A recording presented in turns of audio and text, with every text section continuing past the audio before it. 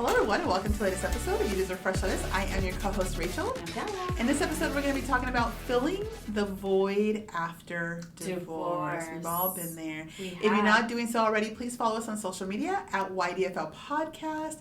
And you can listen to this show on your favorite podcast platform, including on Alexa and YouTube. If you want to watch all the faces and all the shenanigans. And now we talk with our hands. And play with our hair. Like knock things over. Check out the scenery that looks a little blurry right now. YouTube. But check out the bits. On YouTube. Let's talk all about it. And if you're one of the people listening in 28 countries right now as we're filming this episode, thank you. Please jump into the comments on YouTube and join the conversation. All right, let's go. Filling the void. Man, we can probably talk a lot about this. Oh, filling the void. Oh my gosh, this brings me back to a moment in time because I've always heard, and I've always said it too, by the way, like there's never a good time to actually file for a divorce. And we understand that usually one of the biggest times for divorces are January, right? And that's because New Year, New You. New Year, you and me, and so come January, that's like the biggest height in divorce, rates or divorce filings. So what I always say is like, no matter if you do it in August, like there's always something, someone's birthday, a planned vacation, grandma's 70th and grandpa's 80th, whatever it is. Yes. And so, but I think for me, what was the most difficult time or part of the whole divorce was during the holidays at Christmas. I remember I knew that I was like Christmas Eve for us is the bigger celebration being Latina. Yes. And I remember that I went to my sister's house prepared with a big ass bottle of tequila and I just knew that I just wanted to like not know anything about that Christmas. I was so sad because it was like the first Christmas that I was going to be without my girls and not see them in the morning to open gifts. And that was a sad reality back then for me because I'm like, this is life. This is how is the new normal. And it was so hard for me to get adjusted to that. Now I feel like I'm well seasoned. Now I understand, okay, make sure you take your PJs, and then I understand how we're going to do the whole transaction of dropping off, picking up, whatever it is, or now they're old enough to drive themselves. Yeah. I think that it's funny, the Christmas Eve thing is the hardest. I think for me, I had Easter first, right after. But, once you get to that Christmas Eve, it was tough. I was literally sitting at home alone on Christmas, just like you were too. But I was at home alone. You went to your siblings, but I was sitting by the tree, and I remember I was just looking at like the presents and stuff, and then I was like, oh my God. That was probably, I could say, the only time in the journey, and that was a few months later, like 9 months after I filed, and that I felt, it was only like probably 4 months after, that I felt like, did I make a mistake? That was like my one little thing where you, as a woman, you can kind of go, oh, the risk versus reward. Like, is this, like, I know he's worth it? Like, I know he was a jerk, and I know that I didn't like this, and I know that he cheated, and I know But is this all worth it? But can I really see this through? Like, this is rough. And I thought I was fine until, like, that moment. I know. Yeah. That's always so tough. No, for me, I mean, I filed for divorce at the beginning of the year, so there was my daughter's birthday. That was really different because obviously, we were going to be splitting that. And that was like a month later, too. That was literally a month later. She says that is one of the most memorable birthdays on the negative end for her because of the way that everything just kind of happened. Then, of course, it was my other daughter's birthday, and then you have Mother's Day, and then Mother's Day was another one because obviously you understand that you have a whole celebration even though you're with your kids, but now it's just like you with your kids, and like, it's the adjustment of it is really hard. But I knew for sure, like, Thanksgiving wasn't going to be that big of a deal for me. But I knew for sure Christmas Eve was going to take, like, not even New Year's, by the way. It was going to be Christmas Eve. And it just so happened that he had Christmas Eve with him the first year we divorced, and I'll never forget it.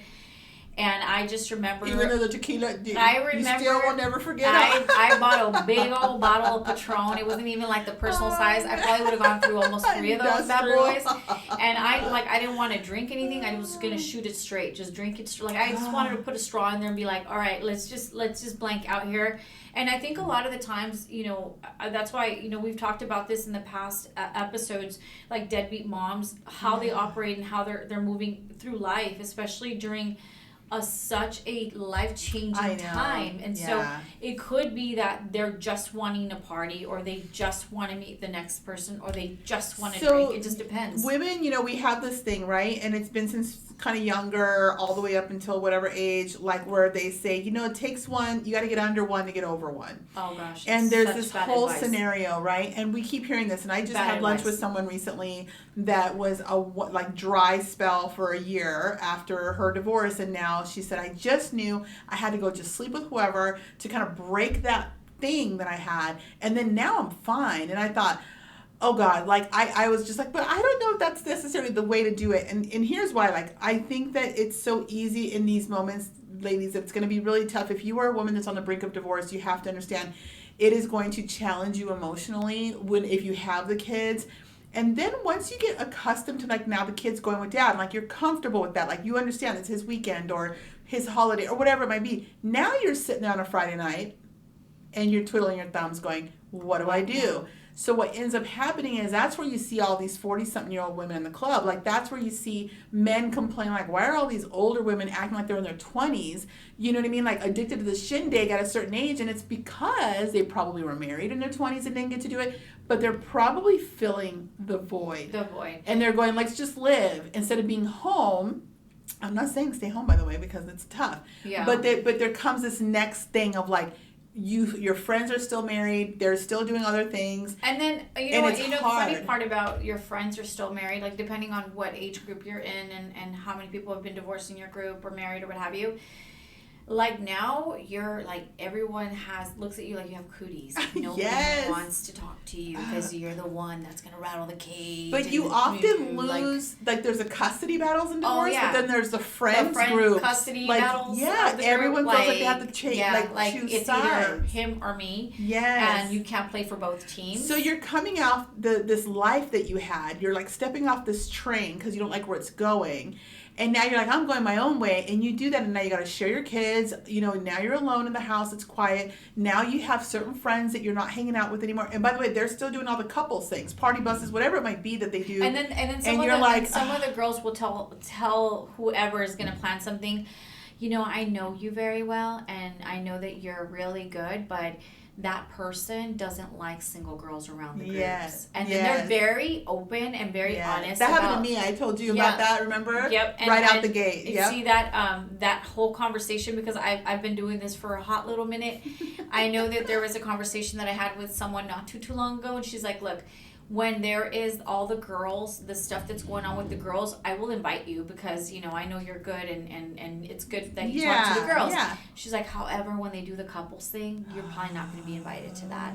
And I was like, oh, no, it's totally fine. Yeah. I'm like, I'm not even, I respect all relationships and I get it. It's super, understand. I loved the honesty, when that happened to me as well. But I appreciate the honesty, but also you walk away and you're like, wow, I'm in that category now. You know what I mean? It's a realization of okay, that's what we're doing here. I'm not a daddy snatcher, I know, but I get it. If I was married, I'd probably not want to have certain girls around my group, maybe. Yes. And it's kind of funny with the nightclub thing, because I remember my younger sister, she's 9 years younger than me.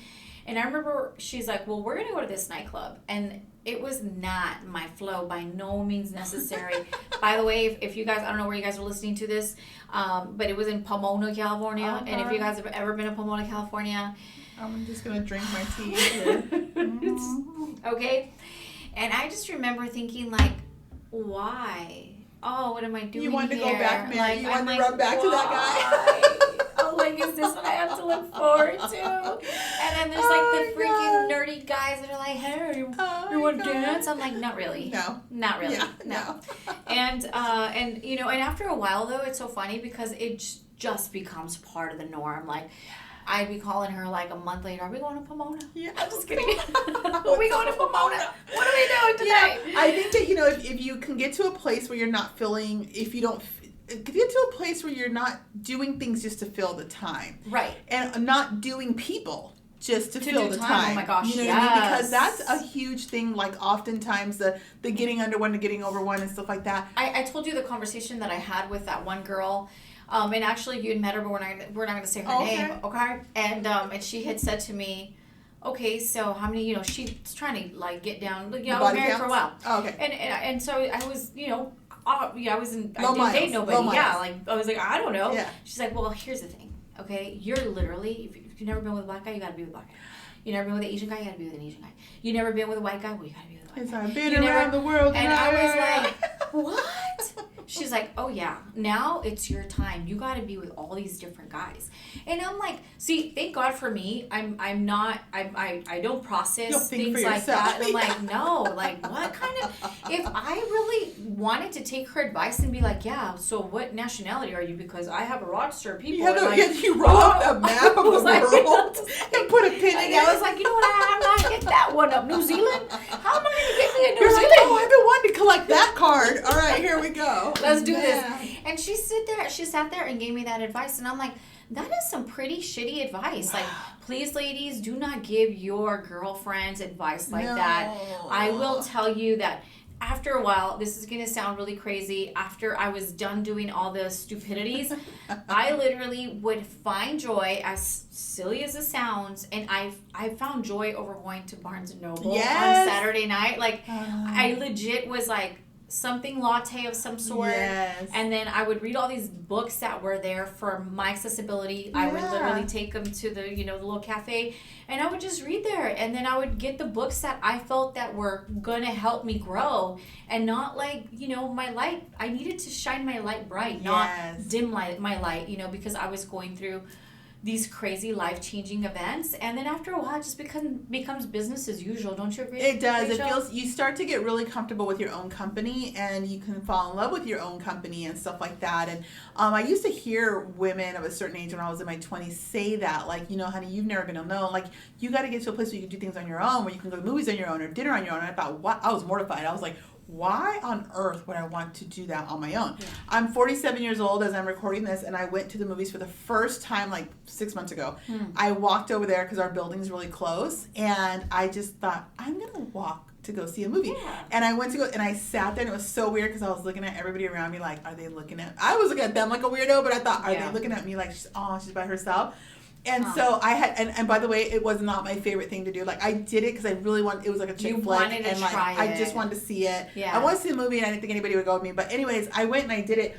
And so what I'm saying is, it's not easy afterwards. You have to be mentally prepared. And I think nothing really prepares you, though, for these moments of solitude. And I took the time to lean into my faith. I spent a lot of time at church. Yeah. Like you're saying, Barnes & Noble. I drive down to the beach. There's just different things I would do to fill the time. What I did do was make a commitment to myself that I wasn't going to drink when I was sad. I come from a long line of alcoholics and alcoholism. That's really good. And I just thought, if I'm feeling sad or if I'm alone in the house, I'm not going to drink. And I had to do that because I could see how very easily a lot of my friends had slipped down that road. Yeah. And also how I could easily do it. I have to tell you that for me, when I was first going through my whole divorce situation, and this is so many years ago now, but I'm sharing this because hopefully this helps, by the way. And if you're thinking about it, hopefully it helps also. But I remember that, my old colleague had a really big birthday bash right before I filed for divorce. So everybody and their mother gave him a bottle of all kinds of things. So we had an outdoor bar full of just all liquor you can think of. I promise you, I took that bar down. Okay. Every night I would have probably almost half a bottle. And I don't know that anyone knew because my girls had put him to bed. I'd be in the kitchen. No mixer, straight bottle. And you know what's crazy about that too? There was certain bottles that I remember I would start drinking. I'd be like, "Oh, who drinks this?" Right? Man, by the third shot, I was like, "Where can I get another bottle like this?" Though I was like, "This is the best thing since whatever in the Heavenly gasoline. Father." I was like, "Really? Like, how come no one ever told me about this?" It literally started off from, ew, disgusting, like, who drinks this, to like, wow, this thing's good. And then after a while, I realized like, okay, this is not beneficial. This is not going to help you grow. There is nothing good that's going to come out of this. You have too little people that are counting on you to be 100%, and that's going to take you down. And so there was a moment there where I literally had to have self-talk and be self-aware that this was becoming an issue. If one of my kids, God forbid, needed me to drive them to the hospital, there is no way I could drive them to anything because I was pretty batshit, like drunk. And so, not crazy, probably crazy too, but a little drunk. A little crazy. A little tipsy. And so, I think that you have to really take into consideration everything that you do, whether that's going out, meeting new people, drinking, like how is this going to better me if I choose this path? And you have to take into consideration there will be no growth from me drinking all these bottles. My liver is going to take a toll. Yeah. Your body's going to take a toll. You're not going to be able to get your like hot body back and all this kind of stuff. You're definitely going to be on hold with all that stuff. You got to get your mind right. So I feel like, when you're on the journey, it's like you have to understand that it's, we talk about this, pain is inevitable, but suffering is optional. Definitely. And the problem is that you're not going to be able to grow. Like you have to grow through it. You can't just go through it. And I think what happens is we get stuck in these ruts of like emotional, sometimes we feel sorry for ourselves, sometimes we're like lost, confused, scared. And so then we want to mask it. I know a lot of people that take Xanax. There's a lot of things on the market, so many pills, so many things that seem so normal. Drinking a glass of wine, which turns into the bottle of wine, which is very easy to do. Oh, yeah. And so we're masking it. We're masking it with men in the bed. We're masking it with food, some of us. We're masking it with alcohol, pills, friends, partying. Like, there's all these things to mask it with. And it's every time you go that route, you are basically denying yourself the ability to grow through it. Because let me tell you, it's going to be painful. It's like muscles. If you're working out, you got to tear the muscle for it to grow. And so in the tearing is where the growth is. And the tearing and in the pain is where the miracle is. And if you're talking in terms of your faith, those dark, lonely, painful moments are the moments that make you look up. Those are the moments that are designed for you to only be with Him and, in prayer and to look up and give it to God. And like I could say, my best, most beautiful journey with God was in those moments and in that valley. But I was equally as tempted to go lay with whoever because it would just be better than being in my empty bed. And I was very tempted to go drink whatever and go out with whoever because I knew it'd be a good time. Oh yeah. You know what I mean? And so the shindig is like so fun. And it's very tempting too. And especially if you have, friends that are single. Because, most of us, even if we're married, we have the single friends, the married friends. Girls like nights out and all that. The single friends are calling you. You're like, yeah, let's go do this, let's do that.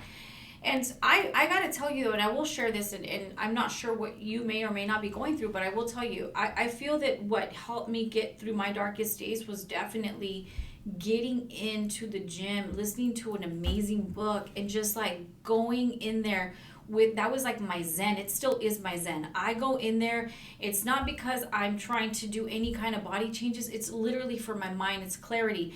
It is a moment for myself. And I listen to audiobooks. I listen to podcasts. I listen to all kinds of things. Sometimes if life isn't going the right way, even after this whole divorce thing, I will literally grab my journal of whatever it is, of writing the things that I want to accomplish and do. I will go down to the beach, which isn't terribly far. If it's really, really, really like hard for me, I will just literally give it to God there. And I will sit there and I will connect with nature and be grateful for all the things that I do have. And I never want to focus on the things that I don't have or the things that I think I lost. I didn't lose anything. Yes, there's changes, but there is no loss. There's actually, you have to think about the things that you do have. And so it's easier said than done. And I know that there might be a cliche, but I promise you, these things really help me. And I sometimes, if I sat there, maybe I wouldn't cry, but I definitely was like, all right, God, what's next? So we're here. I'm at this crossroads. I need your guidance. And then all of a sudden, you get discernment, and then you're like, okay, I would love that. You obviously don't want to share that with people, but you write down the things and the goals and the dreams and the aspirations and the things that you would want to accomplish in this lifetime, and you just write them down. It gives you hope, and it just definitely helps. It gives you hope and like a breath, for the future. And I know, like, for one of the things that I did was, and I've shared this with Dahlia, I almost treated the Bible. I didn't used to read the Bible, but it became like those 8 balls you get at the store and you shake it, and it's all all sources point to yes or whatever. And I admit, I just, that's how I started my relationship with the Bible, or my connection with the Bible, was I had one, and so I was like, okay, I'd hold on to it and pray, God. I needed to literally see words, like I needed signs. It was like, yes, we're supposed to have faith and walk blindly in faith, but I knew that I was in such a delicate stage on that journey. A little bit of a dark it was place, dark, right? and I had there was health things that were starting to come up, and financial things that were coming up, and that by happens. the way, a lot of women, because stress is a mother and all these things. So I got my Bible, and I remember this very clearly, because one of the reasons I got desperate enough to even do this was because there was a tiny little part of me. And I say this in previous episodes. My mind knew I made the right decision. Right. My mind had no doubts. My heart took a minute to catch up. Yeah, of course. And so the emotions take a minute, because it's like 20 years and you're like, oh my God. It's like, it just feels like Titanic and you just don't know what to do. Yeah. So I grabbed the Bible and I just literally was like, oh my God, I just need help because I don't know what to do. Did I make a mistake? Whatever. So I opened it up and I had my highlighter, because a friend of mine said, always highlight those messages that you first see, and then eventually you start to see all these messages that God was giving you. And so I got my pink highlighter, opened it up, and here was a passage. Again, I'm going to mess this up because I don't read the Bible verbatim. But it was a story of how, I think it was Moses or whoever, took them out, the slaves out of Egypt, and he took them into the desert, but he rescued them. So the slaves were like, save us from this torture. We're slaves. Save us, God. Here comes Moses and finds a way to rescue them out of the desert. On the 3rd day or 4th day in the desert, they're complaining about the weather, the food, they totally forgot. And they were like, well, at least when we were over there, we were eating. At least when we were over there, we were this. At least when we were over there, it was that.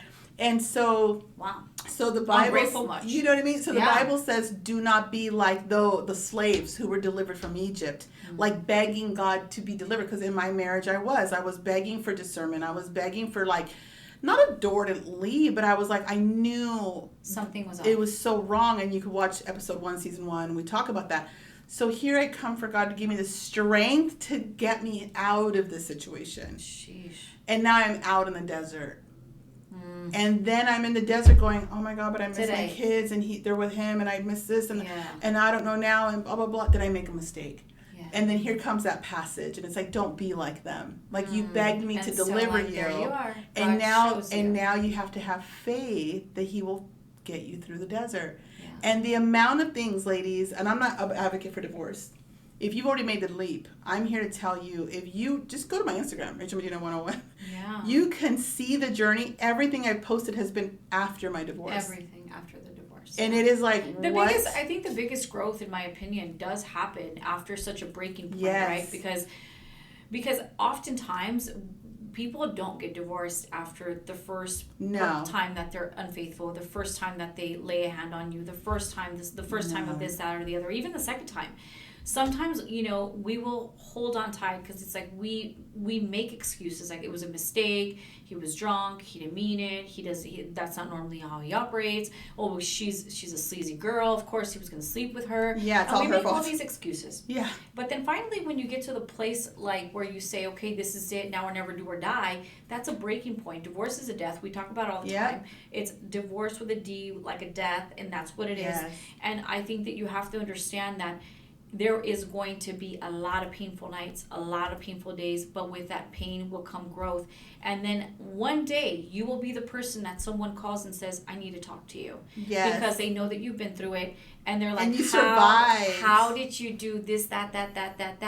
And it wasn't easy. I mean, I'm telling you a story of how I knew that I was becoming possibly an alcoholic. Yes. Because every night, if I didn't have half a bottle of tequila, of this, whatever, I don't even drink whiskey. But let me tell you, I was drinking whiskey. Like, whiskey was my friend. I was like, whatever was in front of me, I was drinking it. I took down all the tequila, was gone because that was my favorite.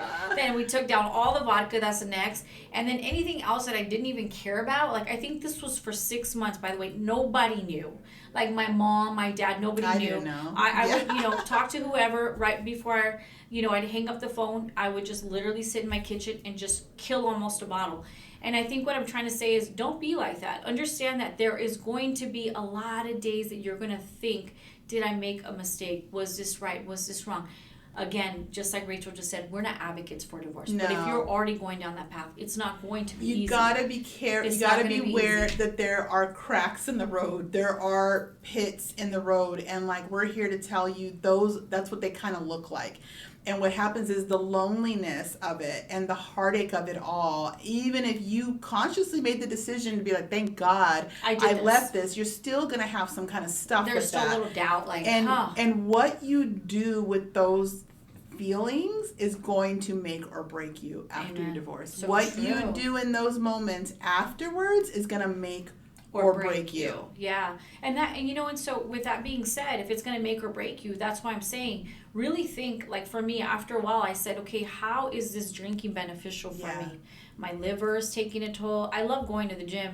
Thank God I actually met the gym, I think a year before I divorced. So that became my safe haven, my zen, my time to disconnect. I would spend 2-3 hours at a time, and I think that was just like me trying to fill that void. Yeah. And I'm not saying to do that, because I think anything with too much excess of anything is not good. But it's better than going to the bar or or doing something that isn't good, with right? some random guy. With some random dude. So really take into consideration all the things that you're doing, and if they're going to move you if they're going to move the needle slightly in the right direction of growth, of empowerment, of making you a better person, of being a businesswoman, of starting a little hustle, doing whatever it is that you do. Maybe it's the career that you chose, but maybe now like trying to show up extra and not doing these types of things, because it's easy to get down that rabbit hole. It is. Really easy. Yeah, it is. I think that, at the end of the day, you have to trust the process, and you have to understand that if, God got you that far, he's going to take you all the way, and you just have to trust the process and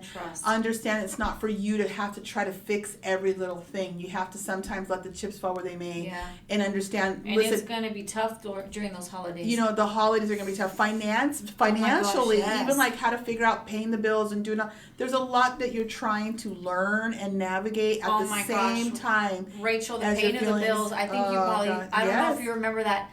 They literally came knocking on my door. They were disconnecting my electricity because I was so oblivious to the bills. Like, what bills?